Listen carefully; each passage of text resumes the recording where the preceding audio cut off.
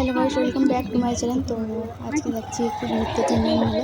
আর এটা আমরা প্রথমবার যাচ্ছি মেদিনীপুরের এই এগুডি অ্যাডভেঞ্চার পার্ক, মানে রিসোর্ট একটা আর কি। কংসাবতী নদীর সাইডে বনু ম্যাপ দেখে দেখে যাচ্ছিলো, মানে প্রথমবার যাচ্ছি তো ম্যাপে অন্য রাস্তা দেখাচ্ছিলো, কিন্তু আমরা শর্টকাট দিয়ে অন্য একটা রাস্তা দিয়ে যাচ্ছিলাম। আর সেই জন্য মনে হচ্ছে অনেক তাড়াতাড়ি পৌঁছে যাচ্ছি আর কি। নদীটা কত উঁচু, আর নদীটা উঁচু নয়, হ্যাঁ, কিন্তু এরকম জায়গার মধ্যে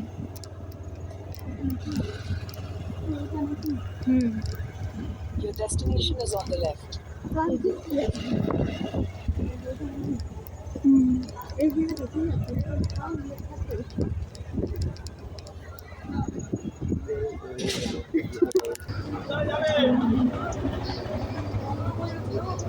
ফাইনালি এখানটাতে আসতে পারলাম। আমার ইচ্ছে ছিল এখানটাতে একটু আসার আর কি, এখানটাতে কোনো দিন আসা হয়নি। তো ফার্স্ট আমরা টিকিট কেটে নিলাম 3 জনের 30 টাকা করে টিকিট এক একজনের। আর জায়গাটাতেও আমার খুবই ভালো লাগছে, ফোনে দেখেছিলাম খুবই ভালো লাগতো, তারপর ভাবতাম যে কবে যাব, দিয়ে আজকে ঠিক করলাম চলো যাই তাহলে 3 জন মিলে ঘুরে আসি একটুখানি।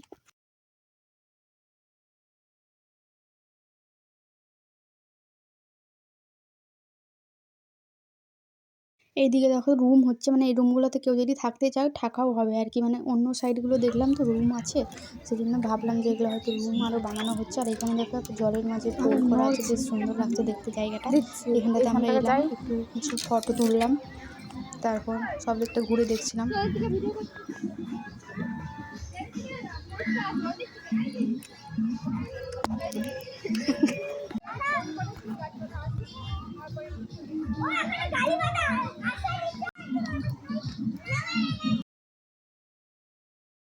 তো এখানের একটা জিনিস দেখো, এই বসার যে সোফার মতো চেয়ারগুলো করা আছে, এগুলো বেশ আলাদা ধরনের, একটু অন্যরকম দেখতে সুন্দর লাগছে, বেটে দিয়ে তৈরি আর কি। তো জায়গাটা কেমন লাগছে তোমরা কিন্তু অবশ্যই কমেন্টে জানিও, আমার তো খুবই ভালো লাগছে। তোমরা চাইলে আসতে পারো, জায়গাটা খুবই সুন্দর ঘোরার জন্য। আর এখন তো সন্ধ্যা হয়েই এসে দেখতে পেলে, কারণ সব চুনি বাল্বগুলো জ্বেলে দিয়েছে, লাইটগুলো ভালোই লাগছে দেখতে।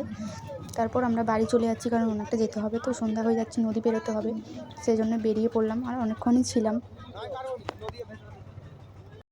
তারপর বাড়ির জন্য কিছু ফুল চারা নেওয়ার জন্য এখানটাতে এসেছিলাম ফুল চারা কিনতে, গোলাপ চারা, গাঁদা চারা। শীতকালে তো একটু ফুল গাছ লাগাতে ভালোই লাগে। গিয়ে কিছু খাওয়া দাওয়া করলাম, বেশি কিছু খেলাম না, ওই কাটলেট খেয়েছিলাম আর ঘুগনি খেয়েছিলাম, ফুচকা আর কি। তারপর বাড়িতে এসে বিরিয়ানি বানানো হয়েছিল, সেজন্য বেশি কিছু খাচ্ছিলাম না, কারণ সন্ধ্যাতে বেশি কিছু খেয়ে নিলে রাতে আর বেশি খাওয়া যায় না, মানে খেতেই পারি না, সেজন্য একটুখানি খেয়ে চলে এলাম।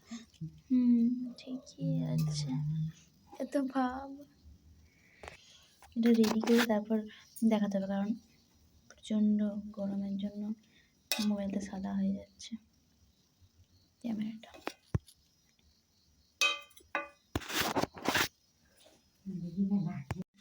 পারবো না, চলে যাবে, এগিয়ে যাবে।